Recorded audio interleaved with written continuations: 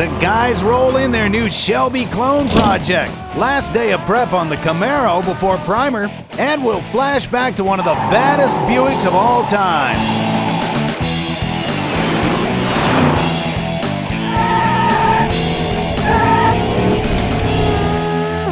Hey guys, welcome to MuscleCar. You know the term MuscleCar defines an era where the big three were shoehorning big engines into mid-sized cars like Cudas and Chevelles. And we've been busting our butt on our Hemi Challenger and our crate Camaro. But Jared just couldn't hold out any longer, so he went out and got a new project.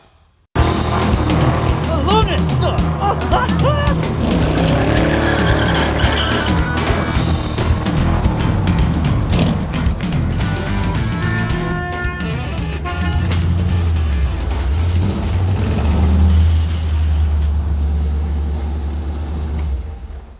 Man, I got two questions for you. What do you got for me?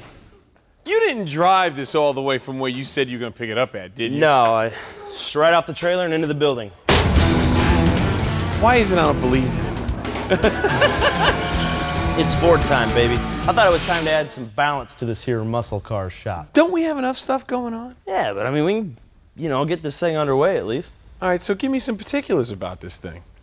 Well, you're looking at a 65 Mustang Fastback that the previous owner started to turn into a B production racing clone, which is totally cool. Anybody can restore a car, but it takes a real man to cut one up. This car isn't originally a Shelby car. It's by no means rare. There was 71,000 and change Fastbacks in 65. These cars had problems from the start.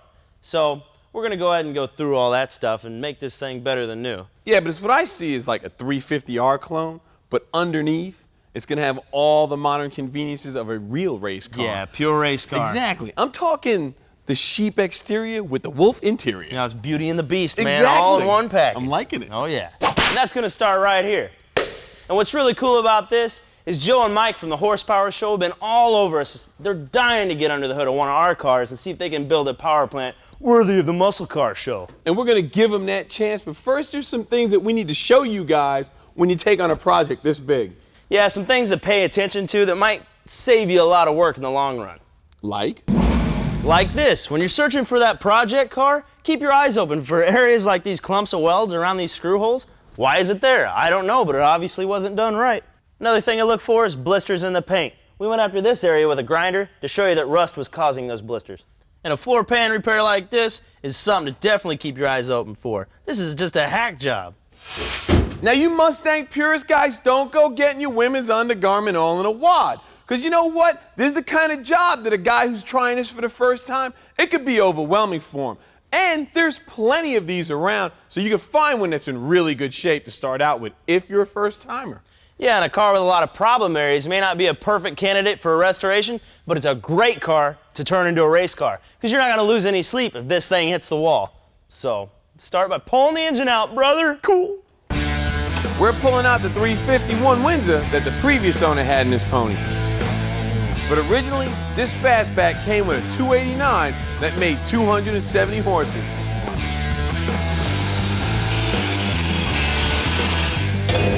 And now, I'll get the engine mount bolt. In 65, Shelby built 516 GT 350s for the street, 36 for the track. Our car will be a clone of the red 350R. That's the one. Guess my turn to get dirty. I can get dirty, just give it here. Yeah, you get dirty. This is the technical way to get your engine separated from a manual transmission. This may look crazy, but I have pulled so many engines out and fought with these rusty bolts on nasty old headers. We're not going to use any of this junk anyway, and it's just not worth the time to keep the things, so we're just going to cut them off. Are you...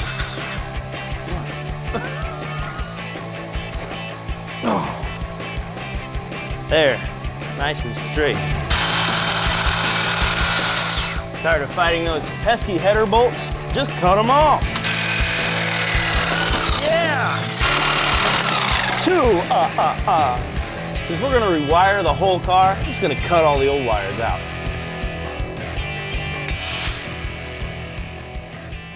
we get this thing back from horsepower, it's going to be fuel injected and full of Roush racing components. And anything that Jack Roush has got his name on, I guarantee it'll be nastier than what this thing was 40 years ago. Oh yeah. All right, let's go put it on the stand. Up next, a great paint job is all in the prep work. Tips and tricks to turn your project into a showstopper.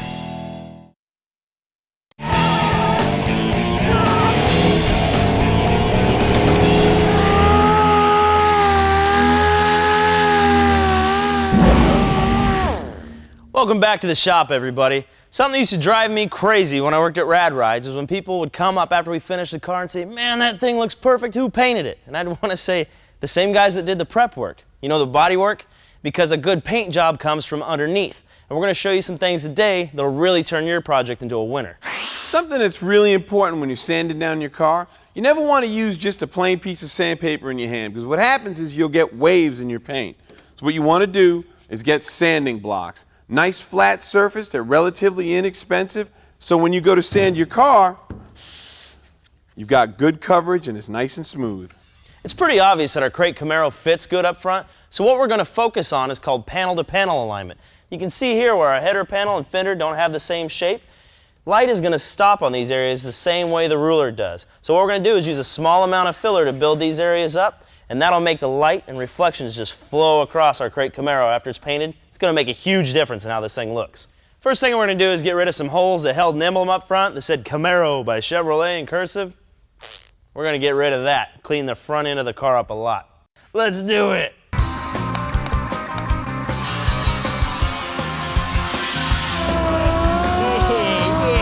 It's important to go back over all the seams with a grinder that has 36 grit or 50 grit on it. Something rough, so you can get down in those areas that DA didn't get. Make sure the filler has something to hang on to. Thinner's good because it pulls all the oils out of the metal. Make sure that there's no reactions with the paint or the fillers or anything else later. It's going to make your life a lot easier if you go back right before the hardener sets up all the way and kind of dig it out of the cracks. Otherwise, you're going to have a big sanding job that you don't need ahead of you.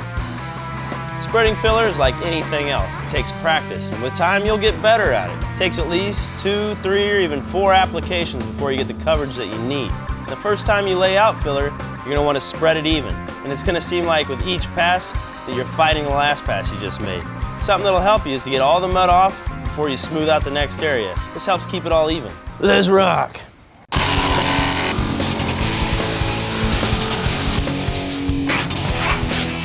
Something that's really important when you're sanding down this mud, you can see here where the mud's not scratched, and here it is. You need to make sure that this low spot is scratched up so you get good mechanical adhesion. It's just like the metal. It's got to be prepped before you can put that mud on. I love to keep an aluminum ruler handy because these things will really show you, where your panel's supposed to be. And you can see that the hood and the header panel kind of have a dip where they meet. When we apply filler, what we're doing is getting rid of that, so this will have a smooth transition right into the hood. I like to go over the panels with wax and grease remover in between coats. It just helps to keep impurities out of the body filler. Look at all the trash it picked up.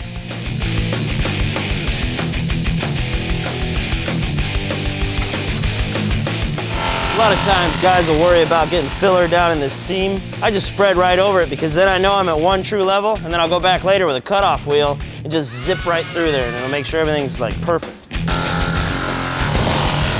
I like to only use the air sander when I'm in the 36 grit stage before I go to the finer parts. Usually just the first layer because it'll knock everything into shape real quick, but it's not the tool to use to fine tune anything. So I'll come back later with hand tools to do the rest of it.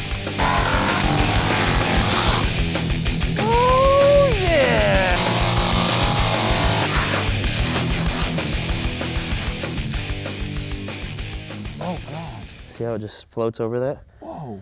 You can get it to about there without being able to see. Or, without being able to see that dip. But still, yeah. So you see where your filler's gonna be in here? Yeah. You're gonna get a nice restoration. You don't have to go this far with it. I mean, most people are gonna use filler to just fix the small dents and then carry on. But this is really gonna take this car into the next level. Oh yeah, that's looking better. We're definitely getting closer.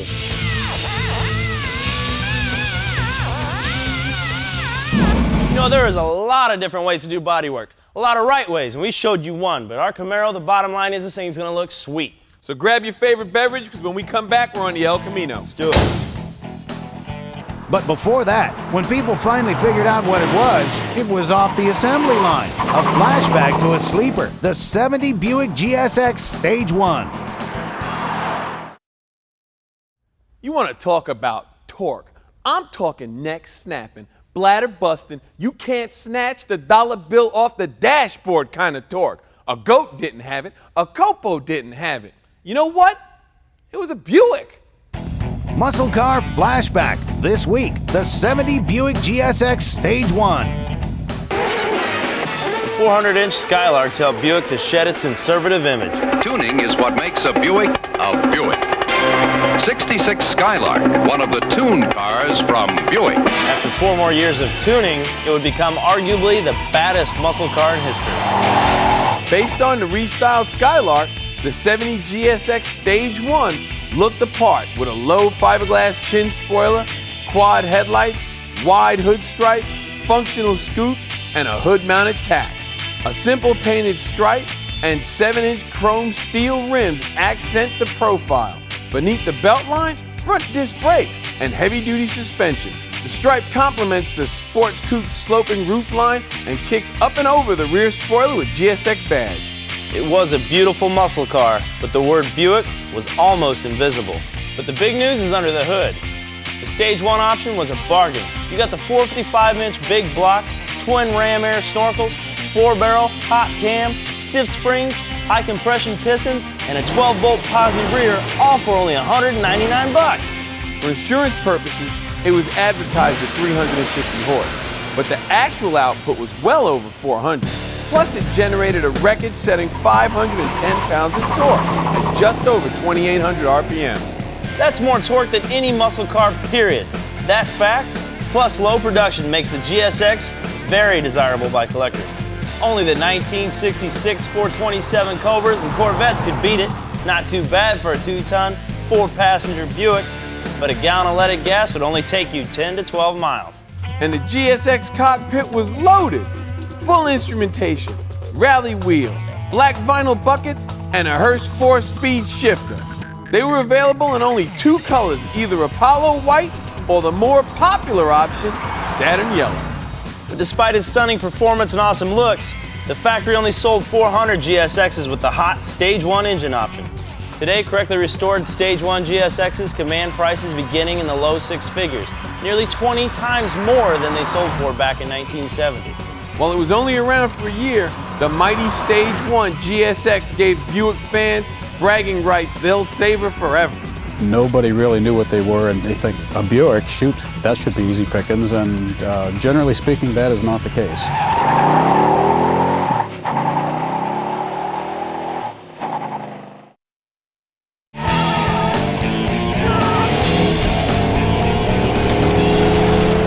We're back on MuscleCar. Does this look like every guy's shop or what?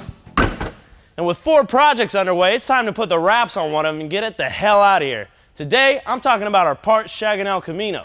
And we got a few loose ends to tie up on our Elkie, and then she'll be ready to roll. We're going to be filling our Chevy's interior with some restoration parts from Honest Charlie's Speed Shop. We're going to start with this carpet that is made from the same tools and dies as the original. Plus, it features this heavy 36-ounce jute on the back. This stuff's great for killing sound, by the way. Then we're going to move into these vinyl seat covers for our split bench. And upper and lower door panels. These are made as a direct fit, and they come with armrests. Be careful when tearing your old seat covers off. You don't want to mangle the foam padding underneath. And another thing, I've seen guys recover seats by fitting the new vinyl over the old. Don't do it. It's sloppy, and you won't be happy with the results. The bottom line is, do the job right. Turn the new piece inside out and place it in front of the seat. Put the new vinyl over each front corner, working each side toward the back until they're even. Install the hog rings one at a time, working from the center to either side. There we go. The side with the J channel simply snaps into place.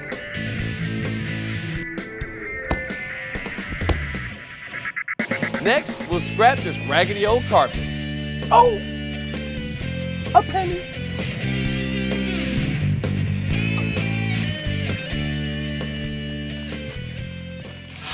Jared's already put the carpet in, and he's already told me, don't get the carpet dirty or else you're gonna have to clean it. So I'm gonna kick off my shoes. Thank you, Lou. For a new steering wheel, we chose the Grant Signature Series Club Sport Wheel. And this install kit's gonna allow us to adapt it to any 69 through 87 El Camino. First thing, I'll pull off the old steering wheel. The aluminum adapter from our conversion kit goes on first, followed by the adapter cover. Then simply follow the instructions in the kit to finish the installation of the wheel.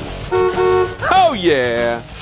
Most cars came with several different trim options. Like our El Camino, for example, was a Conquista, which meant it was at the top of the food chain. Now, a lesser El Camino didn't have carpet down here, but since we kind of want to restore it to original, we're going to go ahead and put this piece of carpet on here. So the first thing we did was wash this with soap and water to get all the contaminants off. Then we picked up some contact cement from the local auto parts store. So let's get to spraying that stuff on.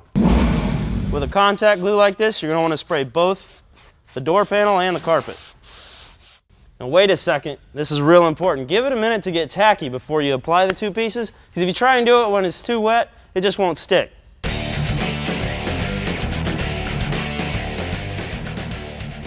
Here's an area that all too often gets overlooked. High-performance components deserve high-performance wiring like this stuff from Street Wires. I mean, it features lower resistance, it's way better looking, and it comes with all these trick connectors, so you can do a lot with it. The next time you're wiring your car, this is something I would definitely not ignore.